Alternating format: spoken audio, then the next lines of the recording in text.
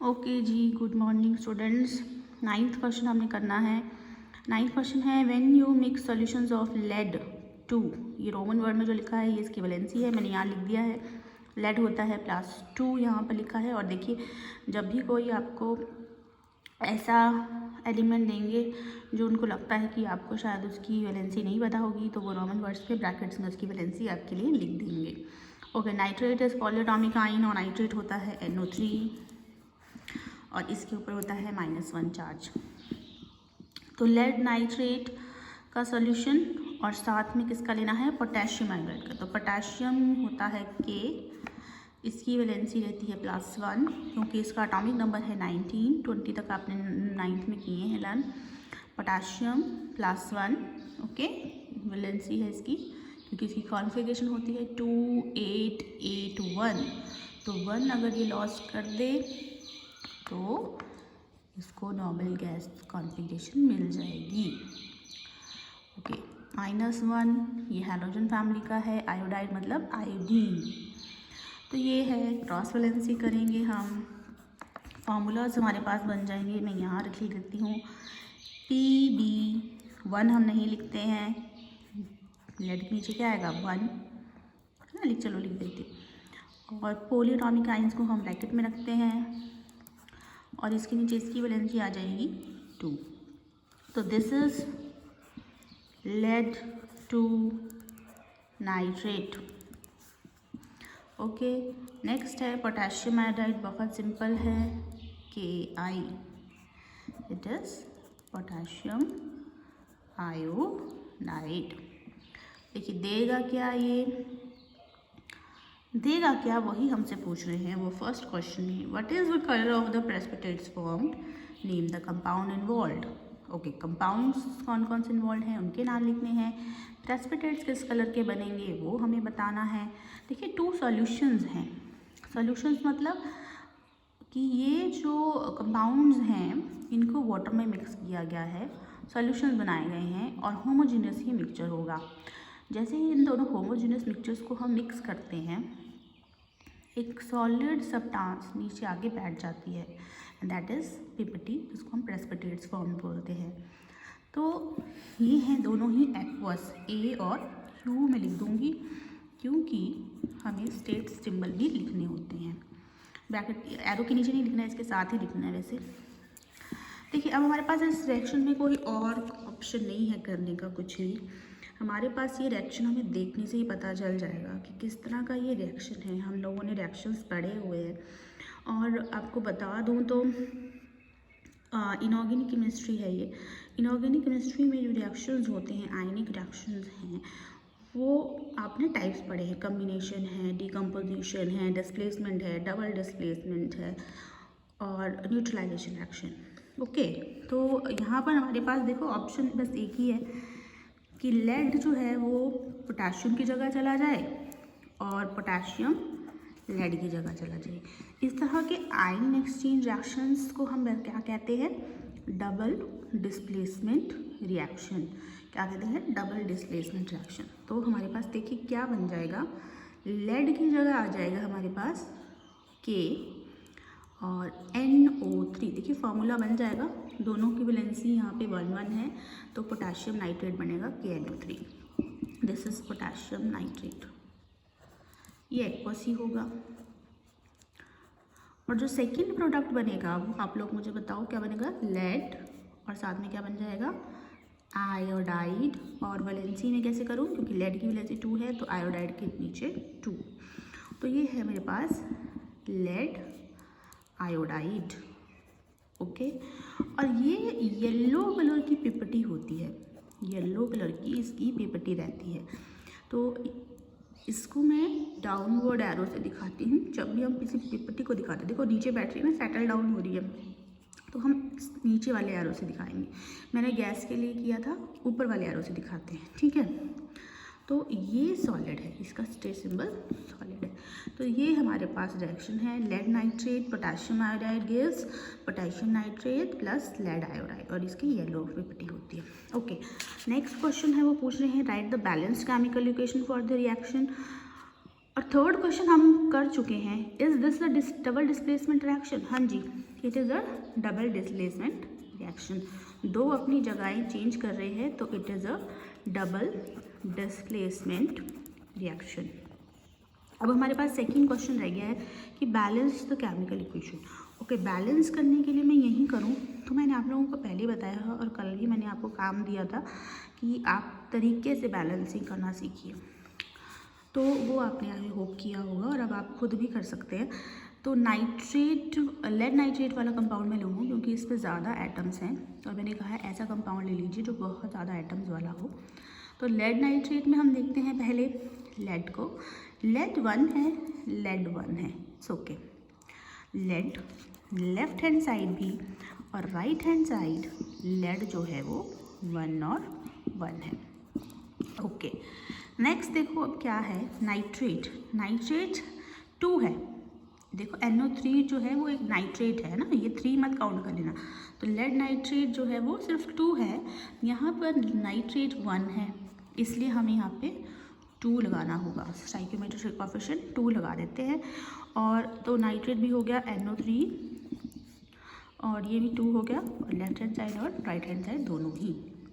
उसके बाद देखो कि पोटाशियम जो है वो राइट हैंड साइड पे 2 है और लेफ्ट हैंड साइड पे 1 है। तो हम क्या करेंगे, स्टोइकियोमेट्रिक कोएफिशिएंट लगाएंगे 2। पोटाशियम हम दोनों बैलेंस कर चुके हैं, 2 हैं दोनों ही साइड, लेफ्ट हैंड साइड भी और राइट हैंड साइड भी। तो ये आपने एक साइड में गिनना ही है, कल जो दिया था वो मैंने प्रैक्टिस के लिए दिया था, बट जब बैलेंसिंग आएगी वो पूरा लिखने की ज़रूरत नहीं होती है, आप साइड में कॉर्नर में सिर्फ ऐसा करके बैलेंस कर सकते हैं, ठीक है। का फोकस क्यों चला गया, ओके। तो लास्ट क्या बता, आयोडाइड, तो आयोडाइड 2 और आयोडाइड 2।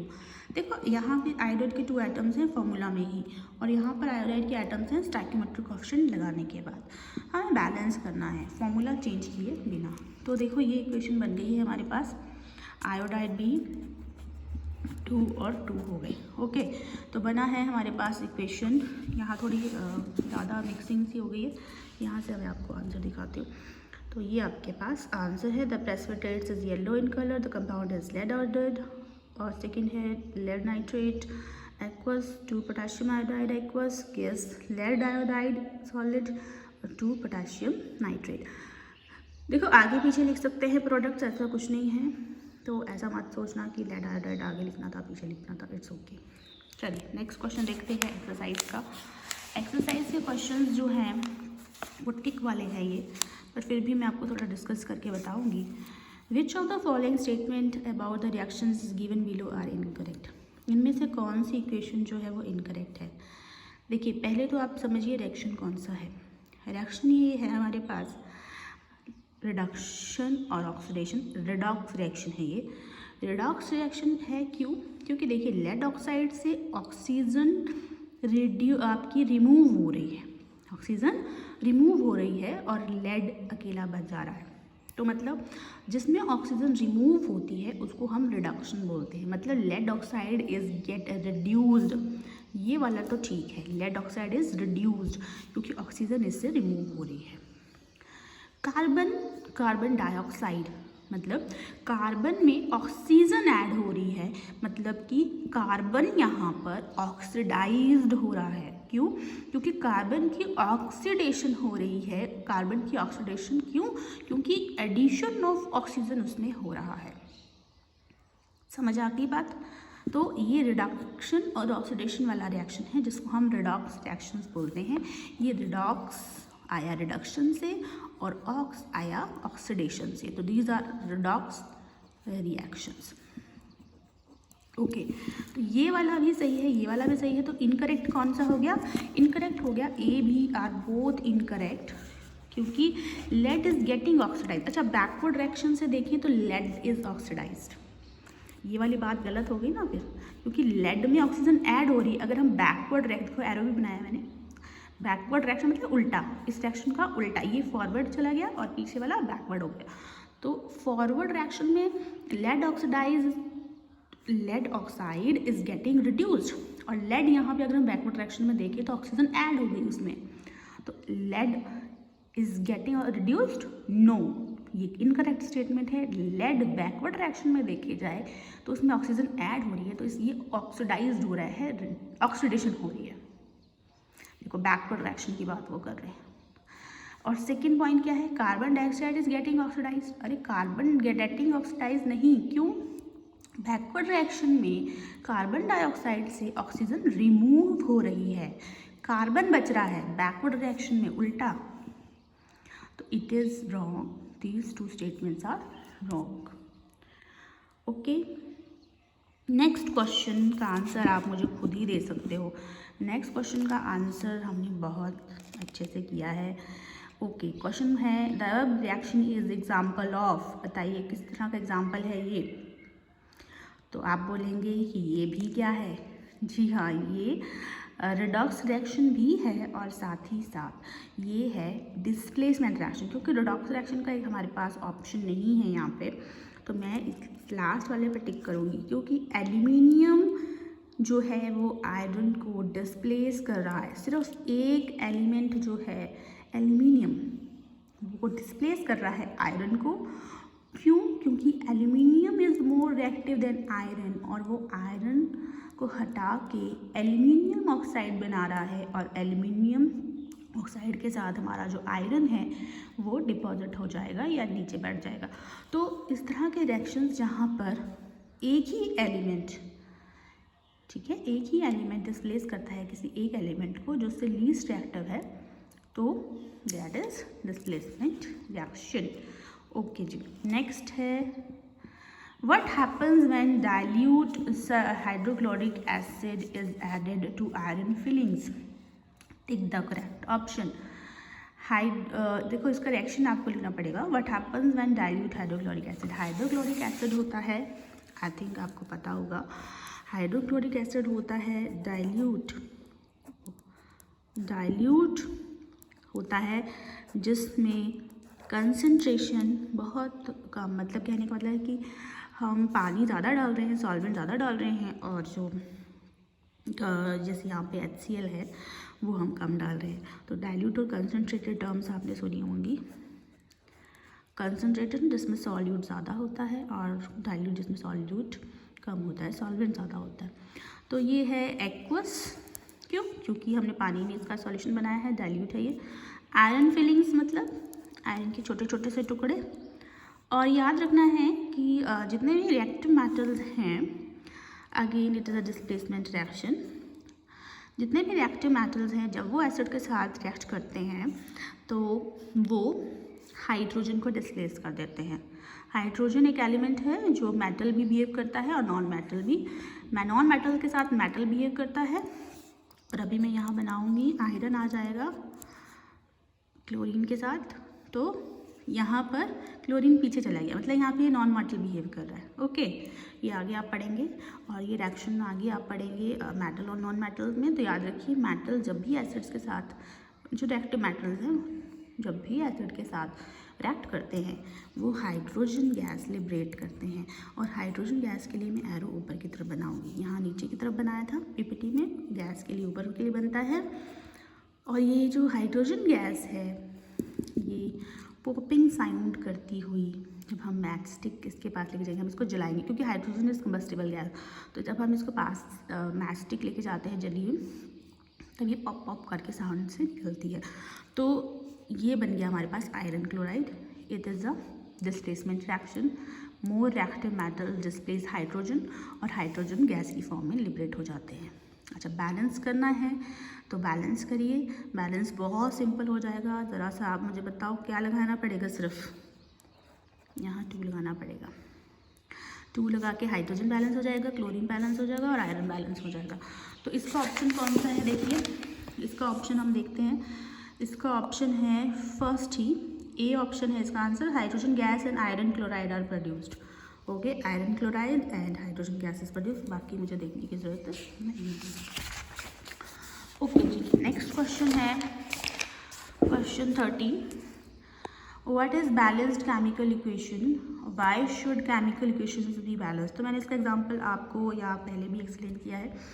बैलेंस्ड केमिकल इक्वेशंस वो इक्वेशंस होती हैं जिनमें number of atoms both the sides equal होते हैं, जैसे अभी हमने किया कि नंबर ऑफ एटम्स जो है वो बैलेंस होने चाहिए, रिएक्टेंट साइड भी और प्रोडक्ट साइड भी ऐसे होते हैं। और ज़्यादातर जो गैसेस हैं उनको मॉलिक्यूलर फॉर्म में लिखा जाता है। जी हाँ जी, गैसेस को कैसे लिखा जाता है, मॉलिक्यूलर फॉर्म में, मॉलिक्यूल की फॉर्म में। मैं हमेशा H2 ही लिख देती हूँ, क्यों, O2 ही लिख देती हूँ, क्यों, क्योंकि ये गैसेस हैं और गैसेस मॉलिक्यूलर फॉर्म में मतलब इनके 2 एटम्स कंबाइन करके मॉलिक्यूल बनाएंगे। तो गैसेस ज़्यादातर मॉलिक्यूलर फॉर्म में होती हैं, है ना। कंबस्टन भी देखो तो जैसे carbon plus O2 gives you CO2, में गैस है ये, है ना, गैस है तो मैं इनको मॉलिक्यूलर फॉर्म ही लिखती हूँ हमेशा। अच्छा, नेसेसिटी क्यों है। अच्छा, बैलेंस केमिकल इक्वेशन में और बहुत कुछ पता चलता है हमें, एक्वस है, स्टेट सिंबल्स लिखे होते हैं, फॉर्मूलाज मिल जाते हैं, तो बहुत कुछ है बैलेंस केमिकल इक्वेशन में। ओके, तो नेसेसिटी क्यों है, मैंने बोला कि हमारे पास एक लॉ है, law of conservation of mass. और law of conservation of mass कहता है कि हमें सब कुछ क्या करके चलना है, हमें सब कुछ क्या करना है, बैलेंस करके चलना है, क्योंकि हमारे पास कुछ भी ऐसा नहीं है कि हम कुछ भी डिस्ट्रॉय कर सके और कुछ भी क्रिएट कर सके during a chemical reaction. Okay, तो ये नेसेसिटी है बैलेंस करने की केमिकल इक्वेशन को। ओके जी, नेक्स्ट क्वेश्चन बैलेंसिंग के ऊपर ही है, और बैलेंसिंग बहुत साथ साथ मैं करवा रही हूँ, तो आई होप आप लोगों को बैलेंसिंग आती ही होगी, और नहीं आती है तो प्रैक्टिस कीजिए और आप फॉर्मूलाज बनाइए, पहले सिंपल इक्वेशन लिखिए और उसके बाद बैलेंस करिए। तो आपके लिए ये एक आज होमवर्क है, कल मैंने आपको पूरा क्लिक करके दिया था, तो ये आज आप खुद करिए। ओके।